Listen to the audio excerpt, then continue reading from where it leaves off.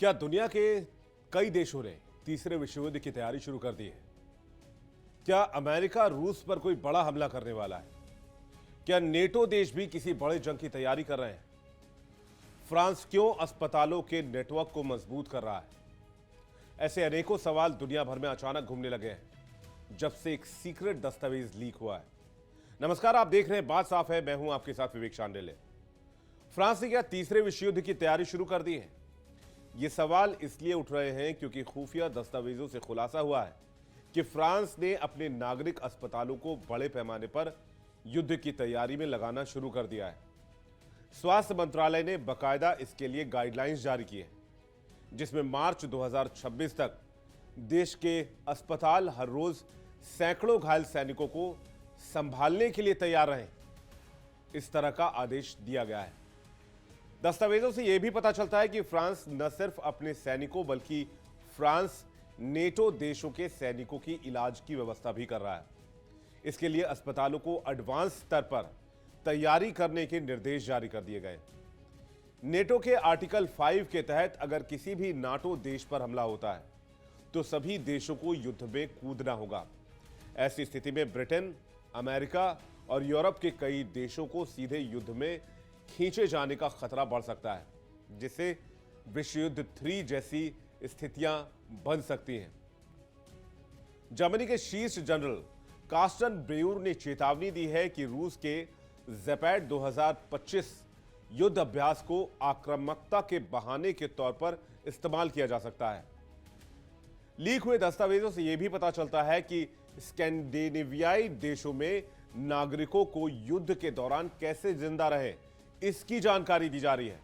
बाकायदा लोगों के लिए गाइडलाइंस भी दिए गए हैं। वहां की सेना में सैनिकों की तेजी से भर्ती की जा रही है।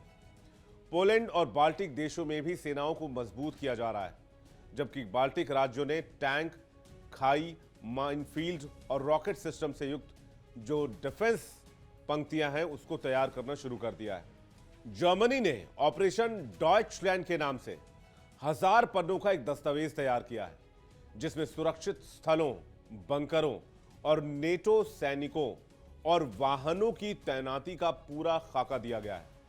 इसके अलावा परमाणु युद्ध की तैयारी भी की जा रही है, जिसमें यूरोपीय देश परमाणु हमले की स्थिति में जान बचाने के तरीकों पर काम कर रहे हैं। दस्तावेजों से पता चलता है कि जुलाई में ब्रिटेन और फ्रांस के बीच में एक समझौता हुआ है, जिसके तहत वर्ल्ड वॉर 3 यानी कि तृतीय विश्व युद्ध की स्थिति में दोनों देश अपने हमलों को एक साथ कोऑर्डिनेट करेंगे। यह कदम दर्शाता है कि यूरोप में संभावित बड़े युद्ध की तैयारियों का स्तर कितना गंभीर है। एक्सपर्ट्स का कहना है कि फ्रांस की यह तैयारी न सिर्फ संभावित संघर्ष की सतर्कता को दिखा रहा है, बल्कि तीसरे विश्व युद्ध की आहट को भी दर्शा रहा है। लेकिन विश्व युद्ध की आशंका क्यों गहरा रही है?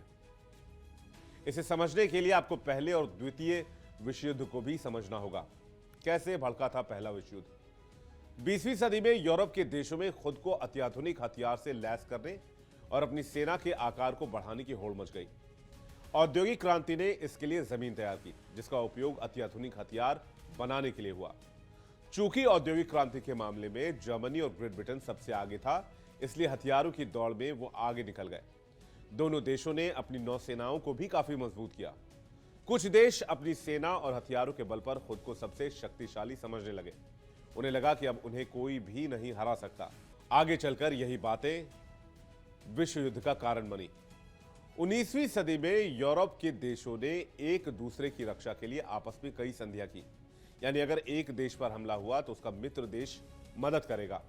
पहले विश्व युद्ध से पहले इन देशों के बीच संधियां थी, जिसमें रूस और सर्बिया, जर्मनी और ऑस्ट्रेलिया और हंगरी, फ्रांस और रूस, ब्रिटेन, फ्रांस और बेल्जियम, जापान और ब्रिटेन। जब ऑस्ट्रिया हंगरी ने सर्बिया के खिलाफ युद्ध की घोषणा की तो सर्बिया की मदद के लिए रूस जंग में कूद पड़ा। रूस को टांग अड़ाते देखकर जर्मनी ने रूस के खिलाफ युद्ध की घोषणा कर दी। फिर जर्मनी और ऑस्ट्रिया हंगरी के खिलाफ फ्रांस कूद पड़ा। जर्मनी ने फ्रांस पर हमला कर दिया। फिर जापान युद्ध में शामिल हो गया। बाद में इटली और संयुक्त राज्य अमेरिका यानी कि यूएसए भी जंग में कूद पड़ा। इस तरह से उस समय की महाशक्तियां दो गुटों में बंट गई। एक गुट धुरी राष्ट्र का था तो दूसरा मित्र राष्ट्र का। धुरी राष्ट्र में रूस, फ्रांस, ब्रिटेन यूएसए यानी कि अमेरिका और जापान थे, तो धुरी राष्ट्र में सिर्फ 3 देश थे, ऑस्ट्रिया, हंगरी, जर्मनी और ऑटोमन साम्राज्य। उन दिनों अफ्रीका और एशिया के कई भागों में कच्चा माल पर्याप्त रूप से उपलब्ध था, जिस पर यूरोप के इन देशों की नजर थी। हथियारों और सेना बढ़ाने की होड़ के साथ साथ इन देशों में अधिक से अधिक क्षेत्रों को अपने अधीन लाने की दौड़ भी शुरू हो गई। ज्यादा से ज्यादा हिस्सों पर अपना कब्जा जमाने के लिए इन देशों का आपस में टकराव हुआ, जिसने पहले विश्व युद्ध की जमीन तैयार कर दी। लेकिन जो तात्कालिक कारण था वो ये था कि ऑस्ट्रिया हंगरी के आर्क ड्यूक फ्रेंच फर्डिनेंड की हत्या 28 जून 1914 को जब फर्डिनेंड और उनकी पत्नी सराजेवो बोस्निया गए तो सर्बियाई राष्ट्रवादी गैव्रिलो फ्रिंसिप ने उनकी हत्या कर दी। चूंकि फर्डिनेंड और उनकी पत्नी का कातिल सर्बियाई मूल का था, तो ऑस्ट्रिया ने इसके लिए सर्बिया को जिम्मेदार माना और इस घटना के 1 महीने बाद 28 जुलाई 1914 को उसके खिलाफ युद्ध की घोषणा कर दी। जब सर्बिया के बचाव में रूस उतरने की तैयारी कर रहा था, तो जर्मनी ने रूस के खिलाफ युद्ध की घोषणा की। धीरे धीरे कई और देश इसमें शामिल हो गए और ये एक विश्व युद्ध में तब्दील हो गया। यानी वजह छोटी सी थी, लेकिन कई मोर्चों पर थी, जैसे आज के हालात आपको नजर आ रहे होंगे। और दूसरा विश्व युद्ध भी इससे बहुत अलग नहीं था। दूसरे विश्व युद्ध की बात करें तो वार्साई की संधि इस युद्ध को भड़काने में काफी अहम रही। प्रथम विश्व युद्ध के बाद यानी पहले वर्ल्ड वॉर के बाद जर्मनी पर थोपी गई वार्साई की संधि ने जर्मनी को अपमानित किया। इसमें भारी युद्ध मुआवजा, सैन्य सीमाएं और क्षेत्रीय नुकसान शामिल थे। इसने जर्मनी में आर्थिक संकट और असंतोष को बढ़ावा दिया, जिसका फायदा उठाया हिटलर और नाजी पार्टी ने। 1930 के दशक में एडोल्फ हिटलर ने जर्मनी में सत्ता हासिल की। उनकी आक्रामक नीतियां, जैसे कि जर्मन का विस्तारवाद और नस्लवादी विचारधारा ने युद्ध की नींव रखी। हिटलर ने वर्साई की संधि को तोड़ दिया, सैन्य शक्ति बढ़ाई और क्षेत्रीय विस्तार शुरू किया। उधर ब्रिटेन और फ्रांस ने हिटलर की आक्रामकता को रोकने के लिए तुष्टीकरण की नीति अपनाई, जिसमें उन्होंने जर्मनी को कुछ क्षेत्रीय दावों, जिसमें ऑस्ट्रिया और चेकोस्लोवाकिया का हिस्सा था, उस दावे को अनुमति दे दी। इससे हिटलर को और प्रोत्साहन मिला। तो वहीं जापान और इटली ने भी साम्राज्यवादी विस्तार नीति अपनाई। जापान ने मंचूरिया 1931 में और चीन पर 1937 में हमला कर दिया, जबकि इटली ने इथोपिया 1935 में कब्जा कर लिया। यह घटनाएं वैश्विक तनाव को धीरे धीरे बढ़ा रही थी। यह एस्केलेशन लैडर था। इसलिए जर्मनी, इटली और जापान धुरी शक्ति यानी कि एक्सिस पावर्स के रूप में इन्होंने अपना गठबंधन बनाया, जिसने साम्राज्यवादी और सैन्यवादी लक्ष्यों को बढ़ावा दिया। और इन तमाम घटनाक्रमों के सिंक्रोनाइज होने के बाद 1 सितंबर 1939 को जर्मनी ने पोलैंड पर हमला कर दिया, जो युद्ध का तात्कालिक कारण बना। इसे युद्ध का आगाज भी कहते हैं। इसके जवाब में ब्रिटेन और फ्रांस ने जर्मनी के खिलाफ युद्ध की घोषणा कर दी, यानी कि हिटलर के खिलाफ। अच्छा, सेकेंड वर्ल्ड वॉर में एक और बहुत इंपॉर्टेंट भूमिका रही महामंदी की, आर्थिक महामंदी की। 1930 के दशक की महामंदी ने विश्व भर में आर्थिक अस्थिरता पैदा की, जिसने चरमपंथी नेताओं और राष्ट्रवादी भावनाओं को बढ़ावा दिया। वहीं राष्ट्र संघ, लीग ऑफ नेशंस ने अंतर्राष्ट्रीय विवादों को सुलझाने में नाकामयाबी दिखाई, यानी कि लीग असफल रहा, जिससे आक्रामक देशों को रोकने में कोई प्रभावी तंत्र कामयाब नहीं हो पाया। इन कारणों ने मिलकर विश्व तनाव को बढ़ाया और अंततः 1939 में सेकेंड वर्ल्ड वॉर शुरू हो गया। युद्ध 1945 तक चला। दोनों विश्व युद्ध को जोड़ दिया जाए तो लाखों लोगों की जान गई, दुनिया को अरबों डॉलर का नुकसान हुआ और हासिल क्या हुआ? सिर्फ तबाही और बर्बादी। इस समय दुनिया के अलग अलग हिस्सों में अस्थिरता देखने को मिल रही है। रूस और यूक्रेन के बीच में लगभग 3 साल से जंग लगातार जारी है। सीजफायर के कोई हालात नजर नहीं आ रहे। भारत पाकिस्तान के बीच भी तनाव की स्थिति है। इसके अलावा ईरान, इजराइल और अमेरिका के बीच में भी जंग की स्थिति बनी हुई है। हालांकि बाद में सीजफायर हुआ, लेकिन इजराइल और गाजा के बीच में भी लगातार जंग की स्थिति बनी हुई है। वो भी सीजफायर के दौर में नहीं जाना चाह रहे। वहीं वियतनाम और अमेरिका के बीच में तनाव की स्थिति देखी जा रही है। नॉर्थ कोरिया और अमेरिका के बीच तनाव की स्थिति देखी जा रही है। तो कई ऐसे मोर्चे हैं, कई देश हैं जहां पर जंग छिड़ी हुई है। कुछ देशों के बीच ये तनाव खतरनाक रूप अख्तियार करता हुआ नजर आ रहा है और इसी स्थिति ने थर्ड वर्ल्ड वॉर को लेकर व्यापक स्तर पर चिंताएं पैदा कर दी। बात साफ है में फिलहाल इतना ही। चलते हैं सीधे न्यूज रूम और करते हैं इसी मुद्दे पर चर्चा। क्या वाकई हम थर्ड वर्ल्ड वॉर की तरफ जा रहे हैं।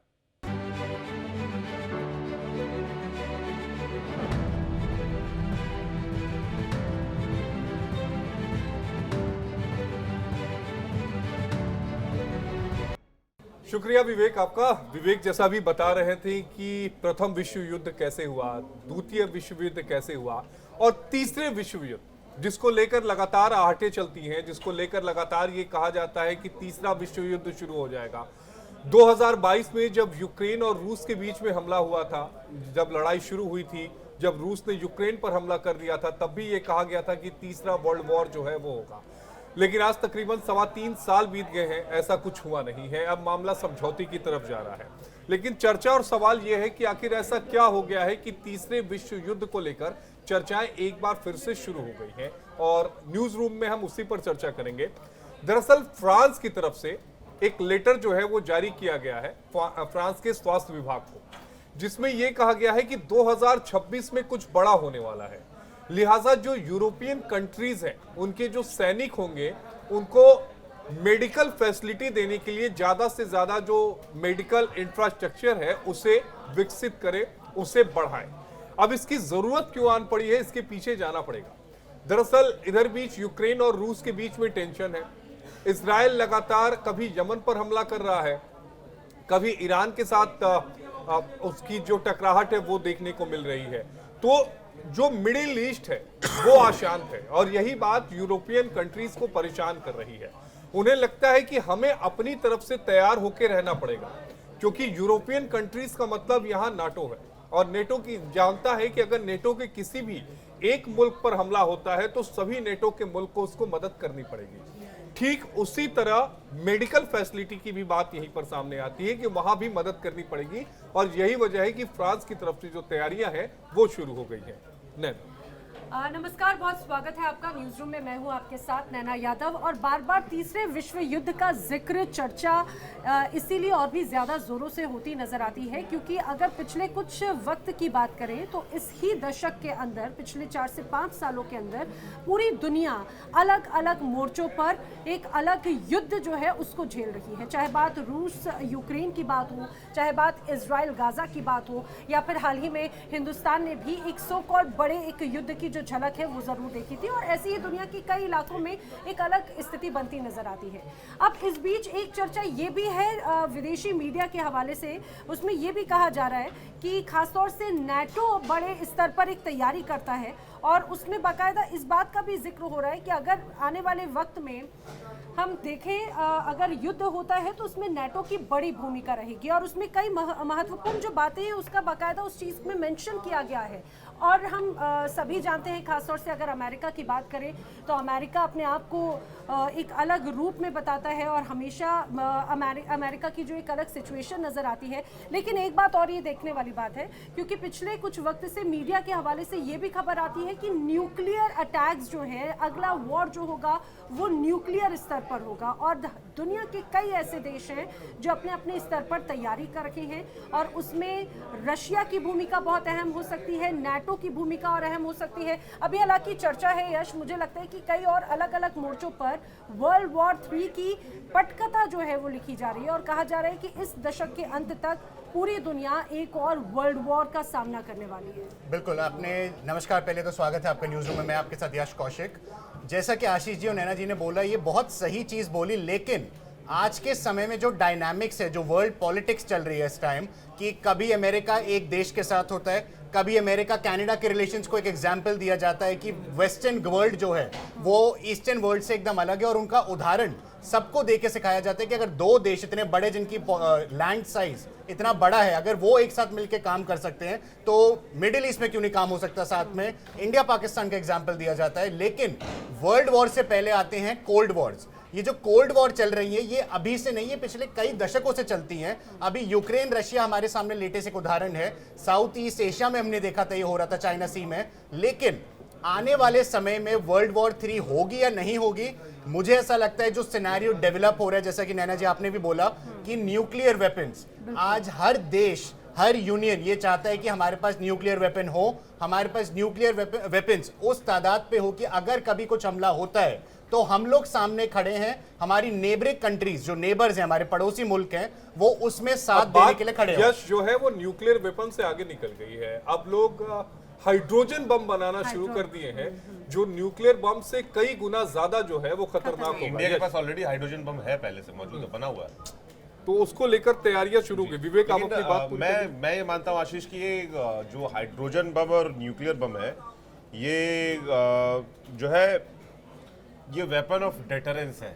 मतलब एक इसका इस्तेमाल मुझे लगता है नहीं होगा, लेकिन इसे बनाने की जो प्रक्रिया है वो जारी रखी जाएगी, क्योंकि इससे एक जो सुरक्षा की भावना जो आती किसी देश के अंदर वो मौजूद रहे। हालांकि इसमें एक अपवाद है भारत का, ऑप सिंधु, जब भारत ने पाकिस्तान के ऊपर हमला कर दिया था पहलगाम अटैक के बाद, पहलगाम आतंकी हमले के बाद। चूंकि पाकिस्तान एक न्यूक्लियर पावर मुल्क है, इसके बावजूद भारत ने बदला लेने के लिए किया था। खैर, जो बड़ी बात है, जो मैं जंग के हालात जो बने हुए हैं, जो मैं साझा करना चाह रहा हूँ वो ये कि कहाँ कहाँ जंग के हालात बने हुए हैं और कौन सा वो पॉइंट हो सकता है जो ट्रिगर कर सकता है वर्ल्ड वॉर को।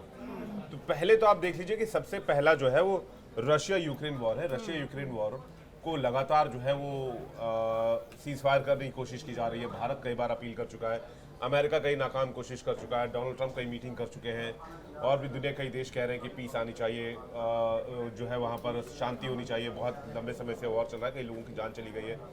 इसमें अगर किसी भी तरह से पुतिन को नुकसान हो जाए, अगर जेलेंस्की की टीम से या फिर उनके देश से कोई पुतिन तक पहुंचने में कामयाब हो जाए, वैसे तो कहा जाता है कि पुतिन कहाँ कब ओरिजिनल होते हैं ये भी कहना बड़ा मुश्किल है। बॉडी डबल्स उनके काफ़ी ज़्यादा है वो, जो है वो, और ये तो दावा यहाँ तक किया जाता है कि अलास्का में जो पुतिन देखे गए थे वो दरअसल पुतिन नहीं थे, उनका बॉडी डबल था। तो इस तरह की थ्योरी है। अगर बाई चांस पुतिन को कुछ हो जाता है या फिर यूक्रेन कोई ऐसा हमला करता है जिसमें पुतिन को नुकसान होता है, तो वर्ल्ड वॉर ट्रिगर हो सकता है, क्योंकि फिर रूस जो है वो नेटो के ऊपर भी हमला शुरू कर देगा और यूएस पर भी हमला कर सकता है। दूसरा जो है जंग के हालात जो बने हुए हैं वो है इजराइल, हमास, लेबनान और हिजबुल्ला में जो लेबनान में तैनात है, वो वाला एक वॉर फ्रंट देखिए, वो भी बड़ा बहुत इंपॉर्टेंट वॉर फ्रंट है और लंबे समय से चल रहा है। और वहाँ से भी जो है वो फाइट ट्रिगर हो सकती है, क्योंकि हिजबुल्ला और हूती जो है वो लगातार जो है वो शिप्स को निशाना बना रहा है, अमेरिका के शिप्स को निशाने पर ले रहा है या फिर नेटो कंट्रीज के शिप्स को निशाने पर ले रहा है। कई बार भारत के जहाज़ों को भी निशाने पर लिया गया है। ईरान इजराइल तनाव भी बहुत इंपॉर्टेंट है, जहाँ पर वॉर फ्रंट खुला हुआ है। हालांकि फिलहाल ये वॉर अभी सीजफायर के दौर में चल रही है, लेकिन अभी हाल में हमने देखा था कि ईरान और इजराइल में किस तरह से वार पलटवार की स्थिति बनी थी। थाईलैंड कंबोडिया बॉर्डर पर जो है वो हमने हाल फिलहाल में देखा कैसे बॉर्डर डिस्प्यूट हुआ और दोनों तरफ से मिसाइल्स आ गई, तो वहां पर भी प्रॉब्लम है। सूडान में ऑलरेडी गृह युद्ध जारी है, म्यांमार में गृह युद्ध जारी है, बांग्लादेश में अशांति का माहौल है, पाकिस्तान की हालत तो आप जानते ही है, और भारत पाकिस्तान का तनाव इन दिनों चरम पर है। एस्केलेशन हमने देखा हाल फिलहाल में, जो कि वॉर में तब्दील हो सकता था, जो जिस तरह के हालात दिख रहे थे। खैर, भारत ने सीजफायर का ऐलान किया, पाकिस्तान को सीजफायर दिया। पाकिस्तान ने भारत के डीजीएमए से कॉल करके अपील की थी कि काफ़ी नुकसान हो चुका है और सीजफायर होना चाहिए। तो यहाँ पर सीजफायर हो गया, लेकिन ऑप सिंदूर फिलहाल पॉज है, होल्ड है, रुका नहीं है। और अगर पाकिस्तान की ओर से या वहाँ के जो आतंकी संगठन, चरमपंथी संगठन है, उनकी तरफ से कोई कोशिश की जाती है और तब भारत अगर पलटवार करता है, उसके बाद कोई रिएक्शन आता है, तो फिर ये भी एक वॉर फ्रंट खोल सकता है। तो ये जो कुछ ऐसे पॉइंट्स हैं जो ट्रिगर कर सकते हैं, इसमें सबसे इंपॉर्टेंट है भारत पाकिस्तान और रूस यूक्रेन और इजराइल ईरान, ये तीन जगह है जहां से ये ट्रिगर हो एक सकता उसमें है। मुझे लगता है कि चीन ताइवान को भी मिलाना पड़ेगा, क्योंकि ताइवान को लगातार अमेरिका जो है वो समर्थन कर रहा है। और अभी जो रिसेंट अटैक हुआ है वो भी एक ट्रिगर पॉइंट हो सकता है। वियतनाम चीन बनाम अमेरिका या अमेरिका के जो वियतनाम के सहयोगी शिप हैं। पर भी हमला हुआ है, तो उसे भी एक ले सकते हैं। क्योंकि इसके अलावा वियतनाम को लगातार चाइना फेवर कर रहा है और चाइना वियतनाम से बहुत तेल खरीद रहा बहुत है। तेल। और आपने जैसे तो हम बात अगर- कर रहे थे कि स्वरूप क्या होगा, एक कन्वेंशनल वॉर का तो तरीका है, न्यूक्लियर वॉर का आजकल का सबसे इजी और ये कहा जाए कि सबसे इंपॉर्टेंट है साइबर वॉर। अलग अलग तरीकों पे किस तरह से किसे डैमेज किया जा सकता है, ये भी मुझे लगता है कि हम वो न्यूक्लियर और हाइड्रोजन बम की जो बात कर रहे हैं उसमें साइबर और कन्वेंशनल तो है ही साथ। क्योंकि साइबर वॉर एक पूरे देश की इकोनॉमी को नीचे गिरा सकता है। अगर टेररिज्म, हम यहाँ पे हाइड्रोजन, जैसे आपने बोला न्यूक्लियर बॉम्ब की बात करी, साइबर बॉम्ब, अगर साइबर अटैक, साइबर टेररिज्म शुरू हो जाता है और अगर वो न्यूक्लियर स्तर के लेवल पे शुरू होता है, तो वो बहुत बड़ा एक मुद्दा हो जाएगा वर्ल्ड वॉर 3 को ट्रिगर करने का। एक पूरी देश की इकोनॉमी को वो डुबा सकता है एक सेकंड में।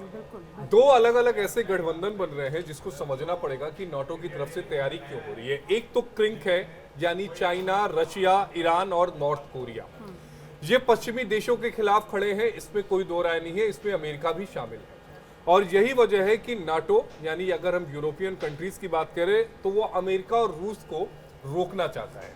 पिछले कुछ समय में आप गौर से करिए तो दक्षिण कोरिया की, माफ करिएगा, उत्तर कोरिया की और रूस की जो नजदीकियां हैं वो बहुत ज्यादा बढ़ गई है। जिस ट्रेन से उत्तर कोरिया के तानाशाह चलते हैं किम जोंग, उस ट्रेन को रूस ने बनाया था। और रूस में अब एक रिपोर्ट भी आई थी कि जब रूस और यूक्रेन के बीच युद्ध चल रहा था तो 10,000 जो कोरियन सैनिक हैं वो भेजे थे किम जोंग ने रूस की सहायता के लिए।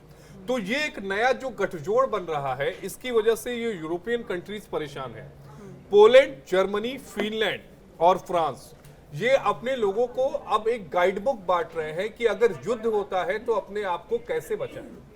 यही वजह है कि फ्रांस की तरफ से अपनी तरफ से पूरी तरीके से लोगों को बचाने के लिए, सैनिकों को राहत सामग्री पहुंचाने के लिए, सैनिकों को जल्द ठीक करने के लिए या कैजुअलिटी कम से कम हो उसको सुनिश्चित करने के लिए हॉस्पिटल्स का काम किया जा रहा है। यानी नेटो इस बात को जानता है कि कभी भी तीसरे विश्व युद्ध जिसकी आहट सुनाई दे रही है, अगर वो होता है तो हमें कैसे अपने आप को, खुद को बचाना है।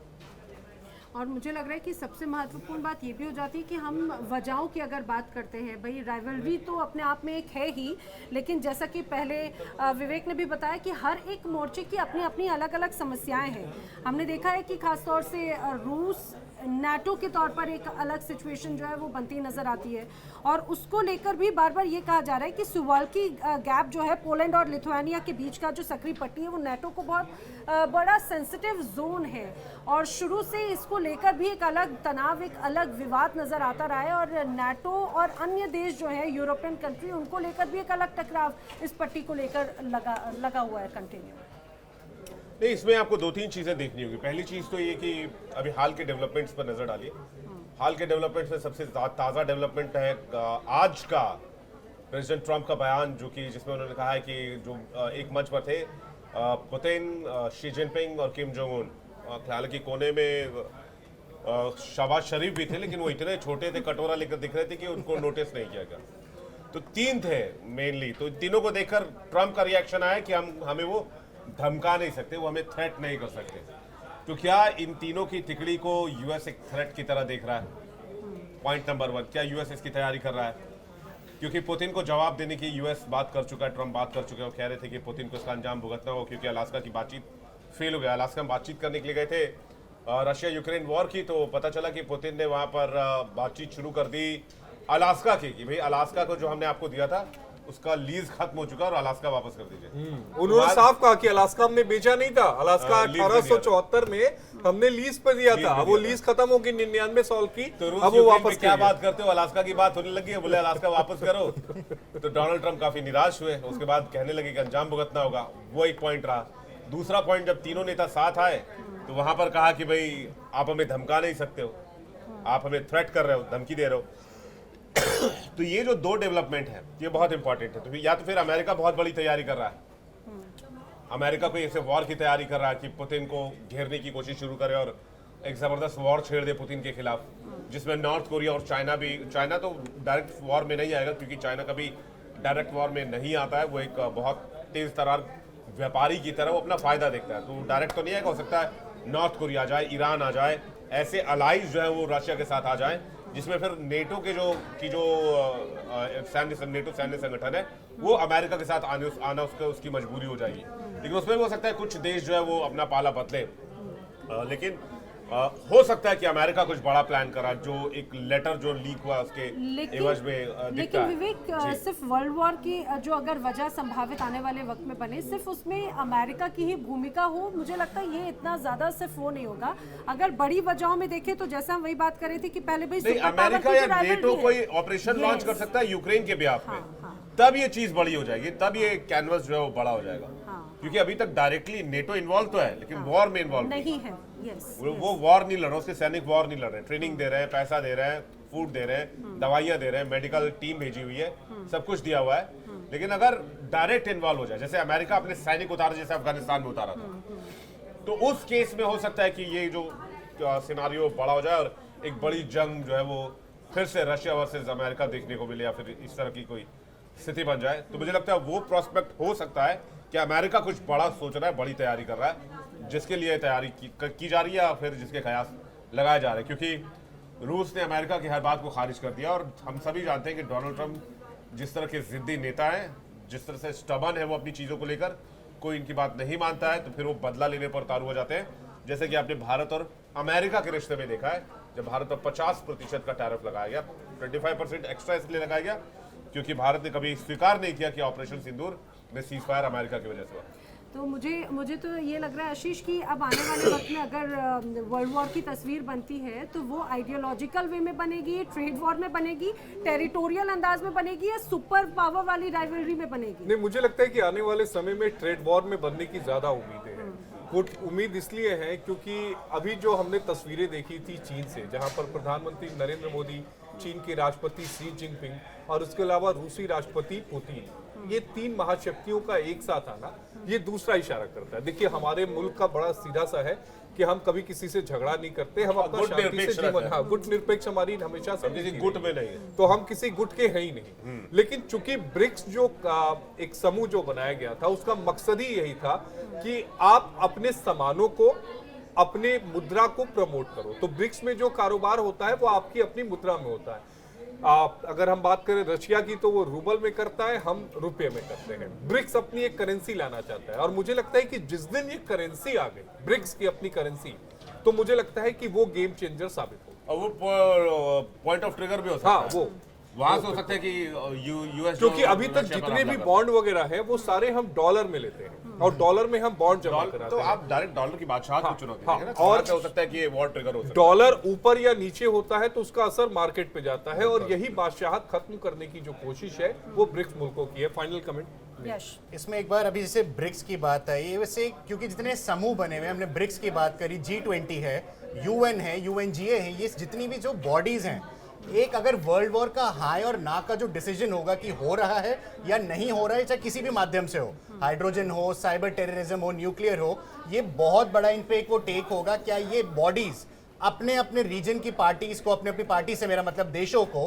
क्या वो एक म्यूचुअल अंडरस्टैंडिंग पे ला पाएंगी, और अगर ला पाएंगी तो किस कंडीशन पे? जैसा कि बात साफ है, हमने अभी थोड़ी देर पहले जाना कि वर्ल्ड वॉर 1 और वर्ल्ड वॉर 2 भी कुछ ऐसे ही सिनारियो से शुरू हुआ था, छिटपुट झड़पों से शुरू हुआ था और बाद में वर्ल्ड वॉर में तब्दील हो गया। तो यहाँ पे कोई ऐसा बहुत बड़ा डेवलपमेंट नहीं होने वाला है।